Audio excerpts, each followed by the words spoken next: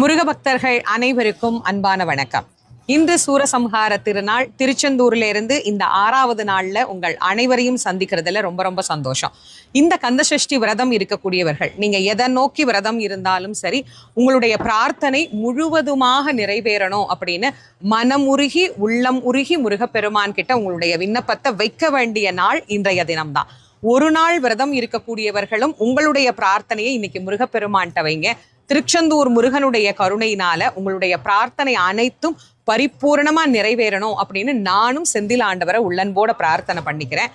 ஒரு நாள் விரதம் இருக்கிறவங்களும் 7 நாள் விரதம் இருக்கிறவங்களும் சூரன் தலை விழுந்த உடனே கண்டிப்பா குளிக்கணும். குளிச்சுட்டு ஷட்கோண தீபம் ஏற்றி முருகப்பெருமானுக்கு நெய்வேத்தியம் வச்சு வழிபாடு பண்ணுங்க. அதே மாதிரி அந்த நெய்வேத்தியத்தை சாப்பிட்டுட்டு தான் நாம விரதத்தை பூர்த்தி பண்ணணும். 7 நாள் விரதம் இருக்கிறவங்க கூட இன்னைக்கு சுவாமிக்கு நெய்வேத்தியம் பண்ணிட்டு அதை பிரசாதமாக நாம எடுத்துக்கொள்ளலாம்.